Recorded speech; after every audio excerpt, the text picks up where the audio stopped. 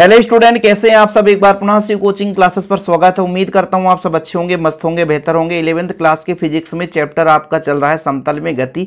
आप 2024 के लिए तैयारी कर रहे हैं तो फटाफट प्लेलिस्ट में जाकर के और वीडियो देख सकते हैं। देखिए बच्चों, आज का एक महत्वपूर्ण प्रश्न है जो कि एग्जाम में कई बार पूछा गया है और पूछा भी जा सकता है, इसलिए प्लीज आप लोग इसे देखें जरूर। ओके, सिद्ध कीजिए कि v square minus u square बराबर 2a r minus are zero. यहाँ पे हम आर नॉट भी बोलते हैं लेकिन हम आर जीरो बोल के चलेंगे। भैया आप परेशान मत होना, यहां पर स्थित सदिश थोड़ा सा अलग अलग है, इसलिए यहां पर r माइनस आर डैश भी दे सकते थे, ऐसा नहीं होता है, हम कुछ भी कर सकते हैं, लेकिन यहां पर आपकी बुक के अनुसार हम कर रहे हैं।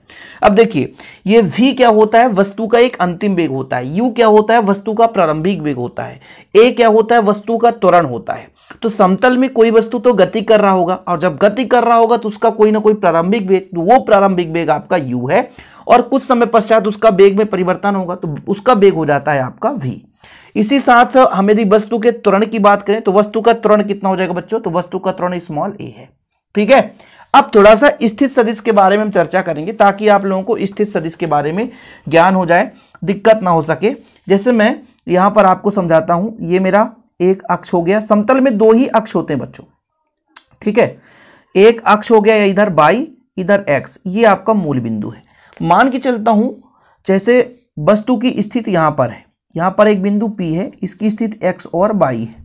कुछ समय पश्चात इसकी स्थिति में परिवर्तन होता है क्योंकि गति करता है। मैंने आपको पहले ही बता दिया कि प्रारंभिक वेग है बच्चों, कुछ समय पश्चात उसका वेग बदल जाता है। तो यहां पर मैं प्रारंभिक बिंदु पर वेग u मानकर चलूंगा और कुछ समय पश्चात उसका स्थिति बदलेगा, वेग भी बदलेगा, तो t समय पश्चात उसकी स्थिति भी बदल गई। तब यहां पर एक बिंदु है, उसको मैं कहता हूं x डैश और y डैश। ठीक, ये चीज होता है बच्चों। अब जैसे यहां पर p से p डैश पर गया तो यहां पर एक विस्थापन हो गया, तो इसकी स्थिति सदिश मैं मान के चलता हूं r है, और इसकी स्थिति सदिश जो है बच्चों वो r0 है, या हम r डैश भी ले सकते थे। तब यहां पर जो विस्थापन है वो आपका कहलाएगा डेल r, और उस डेल r का मान जो निकल कर आएगा अधिक वाले में से कम वाले को घटाते हैं, तो ये आपका आ जाएगा बच्चों विस्थापन। क्या आ जाएगा, ये आपका विस्थापन है। क्योंकि हम विस्थापन लेकर चलेंगे ना, विस्थापन क्या होता है, अंतिम स्थिति में से प्रारंभिक स्थिति को घटाते हैं, तो ये आपका निकल कर आ जाता है क्या, विस्थापन। क्योंकि वस्तु का प्रारंभिक स्थिति यहां पर है जहां पर वस्तु का वेग u रहा होगा, कुछ समय पश्चात वस्तु यहां पर पहुंचा, उसकी स्थिति ये हो गई, यहां पर वेग v हो गई, तो इसके बीच कहीं ना कहीं वेग में परिवर्तन हुआ तो त्वरण उत्पन्न हो गया v minus you upon T. भाई त्वरण यहीं से तो निकलता है, वस्तु के वेग में परिवर्तन की दर को त्वरण कहते हैं। और जब वस्तु गति कर रहा होता है तो उसका गति का प्रथम समीकरण आप सबको पता है कि वेग समीकरण से v बराबर क्या होता है बच्चों, v बराबर u plus A T, v बराबर u प्लस ए टी। अरे भैया सदिश की बात चल रही है ना, तो वेक्टर लगा दो ताकि आप लोगों को दिक्कत ना हो सके। बोले सर समय में नहीं लगाए, समय में नहीं लगता है वेक्टर। इतना क्लियर है, चीजें समझ में आ रही है भाई साहब। अब हम बात करते हैं, चूंकि औसत वेग आपसे मैं पूछूंगा। इसके पहले मैंने जो लेक्चर दिया है उसे आप देख लेना। कुछ चीज़ों को मैं छोड़ देता हूं, कुछ टॉपिक्स को छोड़ देता हूं जो एग्जाम में बिल्कुल, क्योंकि भाई साहब 12th क्लास में मेन फोकस रहता है, main channel Shiv coaching classes का, जिसमें 12th क्लास का पूरा कवर कराया जाता है। तो 11th क्लास को हम एग्जाम के पॉइंट ऑफ व्यू से ध्यान देते हैं। तो आपका औसत वेग होता है कुल विस्थापन बटे समय अंतराल। क्या होता है बच्चों, समय हमें मेन प्रूफ क्या करना है वो चीज ध्यान में रखना है। औसत वेग का मतलब होता है वेलोसिटी v एवरेज। हमने आपको भी विस्थापन बताया था।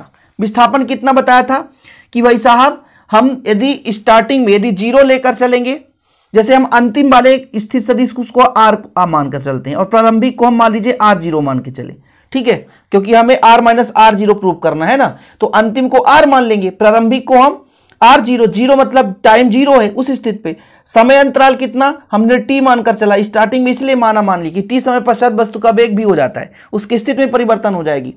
अब यहां पर चूंकि यहां पर आप देखो थोड़ा सा वैल्यू पुट करेंगे,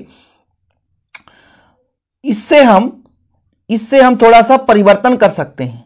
इससे हम परिवर्तन करेंगे तो हमारे पास at का मान आ जाएगा, तो पक्षांतर कर दें तो यहां पर निकल कर आ जाएगा, थोड़ा सा देखिएगा, यहां पे आ जाएगा v माइनस यू बराबर आपका हो जाएगा ए टी।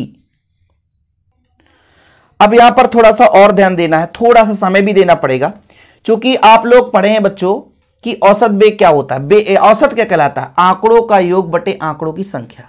आंकड़ों का योग बटे आंकड़ों की संख्या। तो आंकड़ों का योग क्या है? एक बेग ये हो गया, दूसरा बेग ये हो गया बटा 2, ठीक है, r माइनस r0 अपान टी। ठीक, यहां तक क्लियर है? ये कहां से आ गया सर? ये कहां से आ गया?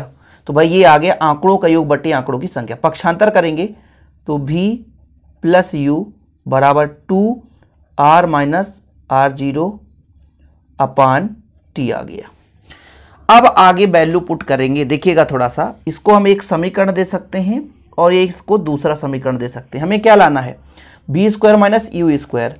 यदि इसका और इसका गुणा कर दें समीकरण 1 और 2 से, समीकरण 1 और 2 का गुणा करने पर ऐसा भी लिख सकता हूं ना, समीकरण 1 व 2 से। समीकरण 1 क्या कहता है हमारा? समीकरण 1 कहता है vector v minus vector u। समीकरण 2 क्या कहता है? Vector v plus vector u। फिर वहां पे कितना है? at और यहां पे कितना बच्चों? 2r माइनस r0 अपान टी। अब देखो प्रूफ हो जाएगा।